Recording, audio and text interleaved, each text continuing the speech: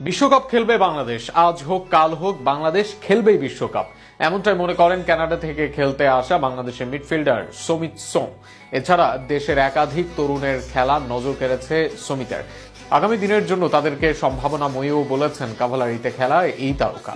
বাংলাদেশের বিশ্বকাপ খেলা ও দেশি দুই তরুণের সম্ভাবনা নিয়ে সমিতের উক্তিকে ঘিরে থাকছে প্রতিবেদন। বাংলাদেশের হয়ে খেলতে এসেছিলেন আগেই জুনে সিঙ্গাপুরের বিপক্ষে করেন অভিষেক, তবে ক্লাবের ব্যস্ততার কারণে দেশে থাকা হয়নি বেশি দিন।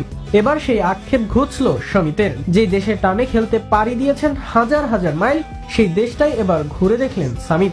এদের সাথে সাংবাদিকদেরও জানালেন নিজের স্বপ্নের কথা। কানাডা ছেড়ে বাংলাদেশে এসেছেন। তাদের শীর্ষ লিগে খেলা ক্লাবের প্রতিনিধিত্ব করা সামিত এসেছেন 180 এর পরে থাকা একটা দেশের হয়ে খেলতে। সেখানে সামিত নিজে খেলতে আসেননি, এসেছেন দেশের ফুটবলকে আরো এক ধাপ উপরে নিয়ে যেতে।